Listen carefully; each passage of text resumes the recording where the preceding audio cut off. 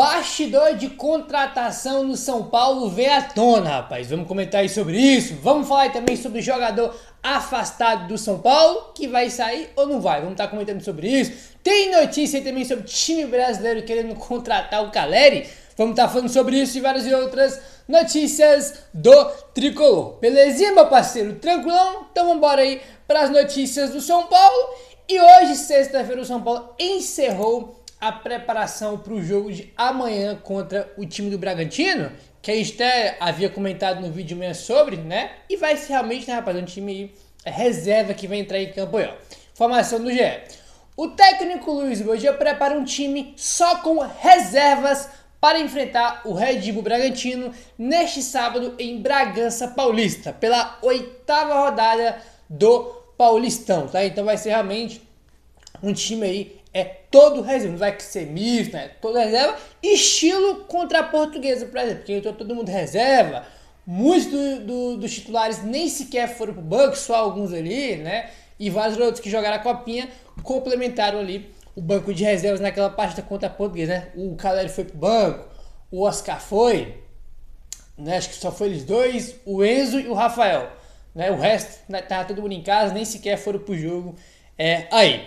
Depois de usar os principais jogadores na vitória sobre o Mirassol, na quarta-feira, o Zubeda vai poupar o time titular, porque vai ter uma série de 4 jogos em 9 dias, que inicia neste sábado, depois de encarar Inter de Limeira na segunda, Velo Clube na quinta e Palmeiras no domingo. Exatamente, cara, é jogo atrás de jogo aí. Então, se a gente for olhar aqui, né, vai entrar o time reserva amanhã, aí deve jogar o time titular na segunda-feira, né, contra a Inter de Limeira, jogo que é lá em Brasília, comando aí do São Paulo, tá?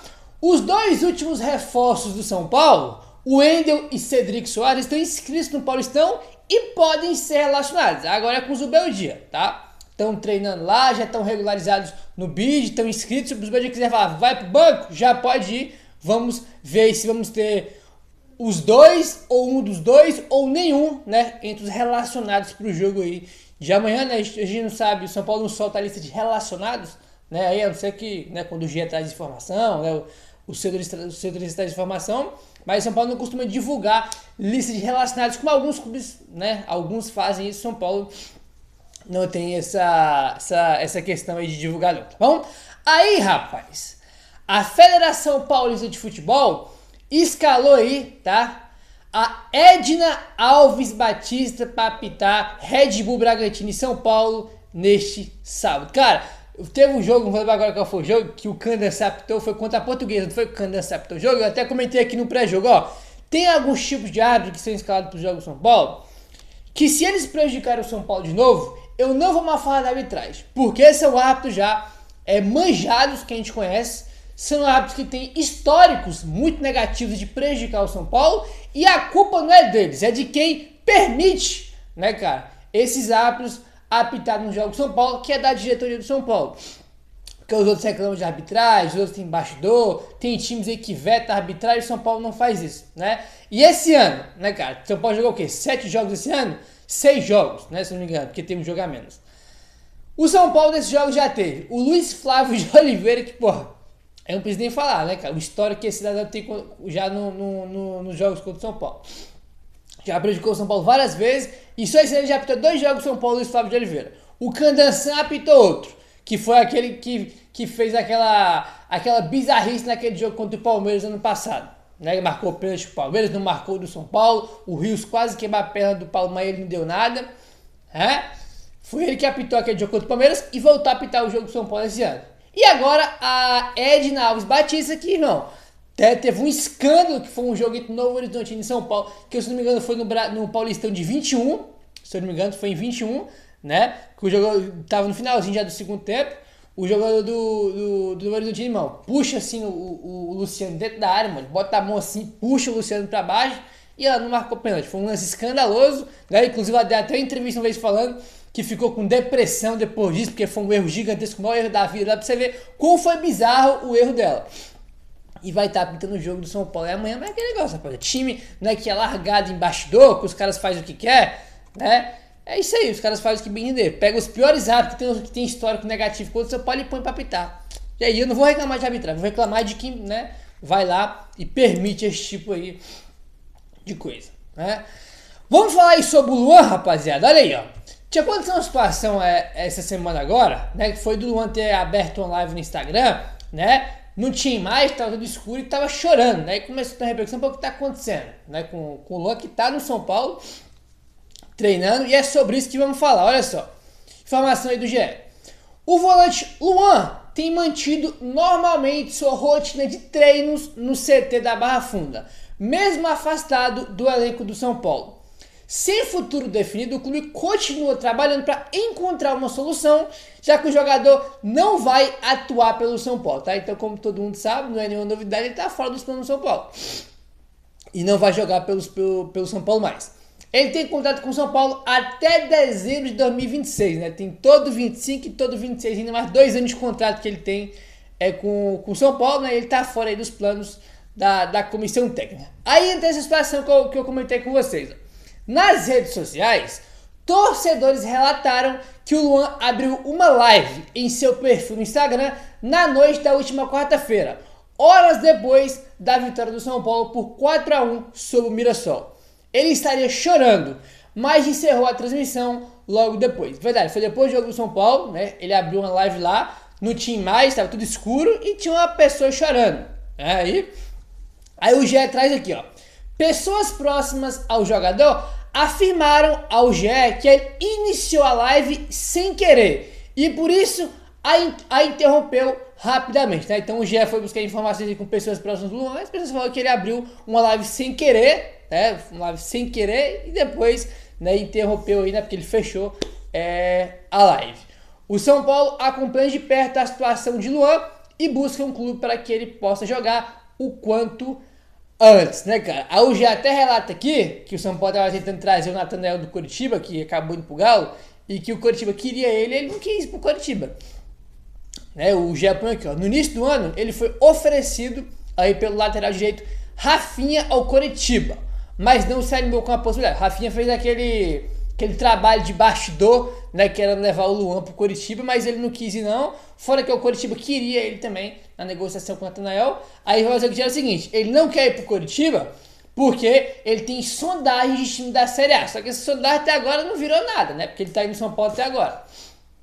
Estamos chegando na metade já do estadual, né, na reta final do estadual, né, da primeira fase, e até agora ele tá treinando, recebe salário, né, tem que receber, né, porque ele tem contrato, e o cara não joga, né? Então, bem complicada a situação aí do Luan, né? Tá, ele e o Lisieiro estão lá treinando sem treinar fácil. Ele, Luan, Lisieiro, Orejuela, uma galera aí treinando em busca de novo clube, né? Então, bem complicado essa situação aí, tá bom?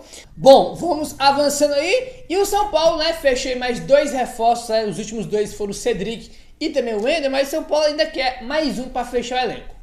Informação do Hélio Traschini. O São Paulo apresentou 2 reforços para as laterais nesta semana. Mas mesmo assim, a diretoria não dá o elenco por fechado para o primeiro semestre. Fontes ouvidas pelo UOL afirmam que o clube segue atento a oportunidades de mercado. A diretoria não descarta reforçar o grupo, ainda mais se pintar uma oportunidade, tá? O tricolor vem monitorando o mercado em busca de um atacante versátil que chegue para poder compor o elenco. O reforço é um pedido do Zubeldia desde a saída do Juan, tá? Desde a saída do Juan, aí, né, que ele pede esse jogador. Cara, assim, sinceramente, o São Paulo tinha tentado um jogador, né, que com essas características que o São Paulo quer, que é o Gabriel Verón, que estava no Porto e foi pro Santos. São Paulo tentou, né, fez sondagem aí lá no Porto pelo Gabriel Verón, acabou que não andou, né, acabou que ele foi pro Santos, o Santos demonstrou ele mais interesse em encontrar com o Gabriel Verón e acabou que ele foi jogar lá no time do Santos, né, cara? Mas assim, acho que depende muito também do jogador. Por exemplo, o Gabriel Verón, valeria a pena trazer o Gabriel Verón? Será que o Gabriel Verón faria tanta diferença assim? A ideia é encontrar um atleta que possa jogar dos dois lados e também centralizado. Sem dinheiro em caixa, o São Paulo não está ativamente buscando, mas segue de olho em possibilidades. O São Paulo tá ali, precisa de um atacante aí versátil, que joga como centroavante, que joga pelos lados, e não tá ativamente no mercado, espera, mas tá de olho no mercado em busca desse jogador, e eles entendem, né, que o Gabriel Veron era esse jogador. Agora, tem um jogador no elenco do São Paulo, que eu gosto bastante dele, e acho que ele, não é achismo, ele pode fazer isso porque ele já fez assim quando ele chegou. Quem, Gabriel? O André Silva. O André Silva, ele geralmente entra quando o Caleri sai, ele é o reserva ali imediato do Caleri. Só que quando o André Silva chega no São Paulo, quando ele chega, ele começa no banco. Aí depois ele teve um momento ali que ele era titular do time do São Paulo. E quando ele era titular do time do São Paulo, ele jogou várias vezes com o Caleri, por exemplo, né? Já chegou até dar assistências pro Caleri aí no início que ele chegou. E ele jogava muito pelos lados do campo, né? Caía pelo lado esquerdo, caía pelo lado direito, né? Encostava ali no Caleri como segundo atacante. E ele jogava muito bem, cara, se movimentando, não só fixo dentro da área. Eu já até comentei com vocês em outros vídeos que eu queria ver mais o André Silva jogando, né, cara? Junto com o Caleri, né? Jogando com mais espaço, com mais liberdade para poder flutuar nos lados do campo, como segundo atacante, porque ele já jogou bem no São Paulo assim quando ele chegou, né? Não é algo novo que a gente nunca viu, não. Ele tava jogando bem quando ele chegou assim, cara. Contra o Barcelona de Guayaquil, na estreia do Zubeldia, o André Silva joga muito bem contra o Barcelona, jogando pelo lado do campo, né? Contra o Atlético Mineiro, no jogo anterior, né, o São Paulo venceu por 3-0, e se não me engano, ele que deu assistência pro gol do Caleri, que o Caleri fez um gol de cabeça, se não me engano, foi o André que deu assistência pra ele, entendeu? Contra o Botafogo na eliminação, o André, né, cara, ele não tá como centroavante, né, cara, ele vem, ele flutua, ele vem buscar a bola no meu campo, ele que dá assistência pro Caleri fazer o gol contra o Botafogo, que leva pros pênaltis. Então, eu acho que ele tem essa capacidade. Eu queria ver mais isso, e eu acho que o André poderia fazer isso, né? Poderia fazer isso aí, que é jogar pelos lados, ser um segundo atacante, ser o centroavante, né? Então, acho que tem o Rian também, que pode ser o reserva ali imediato para entrar no segundo tempo, né? Enfim, mas o Zubeldia não sei se está muito disposto a utilizar o André Silva dessa forma aí, não. Enfim, acho uma pena, porque eu acho que ele pode render mais do que ele rende, sabe? Acho que ele ficar só como centroavante, acho que é muito limitado para ele. Acho que ele pode ajudar mais de outras formas, como já fez assim quando chegou, como eu falei, tá bom? Agora, rapaz, vamos falar sobre o Cedric Soares, porque Cedric Soares e lateral direito foi uma polêmica aí nessa contratação que foi a última do São Paulo. Segundo o Alexander Vieira, o Zubeldia não trata o Cedric Soares como reforço, e sim um teste. Tem chance dele ser relacionado para este sábado contra o Red Bull Bragantino. Mas ele ainda está bem atrás no gosto do técnico. Isso aqui é uma informação muito importante, porque tinha saído notícia nessa semana de que o Zubeldia não ia subir o Mike de forma definitiva, porque ele preferiu o Cedric Soares. Todo mundo ficou puto na vida. Pô, como assim, cara? O moleque faz uma baita copinha, já tem 20 anos, né? Tá na idade ali máxima já da base, e não vai dar chance pro moleque. Porque quando tá o Cedric Soares, que não joga tem um ano, que tem 33 anos, todo mundo ficou pé da vida com razão. Só que isso não é verdade, né, cara? Todos os setoristas de São Paulo que acompanham, o Arnaldo trouxe, né? O Felipe Ruiz trouxe, o André Plihal trouxe, o Gabriel Sá trouxe, vários jornalistas diferentes trouxeram a informação que isso não procede. Todos trouxeram a mesma informação. A diretoria de São Paulo pegou o Cedric Soares, fez um contrato de 3 meses com ele, botou na barra funda e falou: Zubeldia, ó, trouxe, né? Aí o Cedric Soares por 3 meses, tá treinando aí, ó.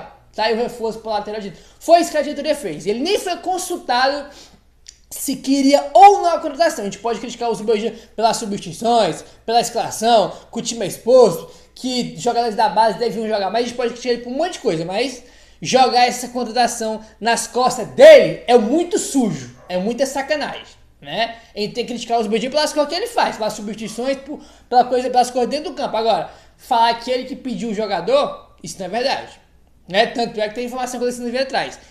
Ele não trata o Cedric como um reforço, e sim como teste, né? Sim, como teste. E não sei se vocês perceberam, na coletiva do jogo contra o Mirassol, ele falou, né, que pediu 3 reforços para a diretoria. Reforços! Ele cita 3 jogadores: o Wendel, o Enzo e o Oscar. E ele não citou o Cedric Soares, tá? Para quem não viu, né, ou quem não lembra, pode procurar a coletiva que ele falou isso.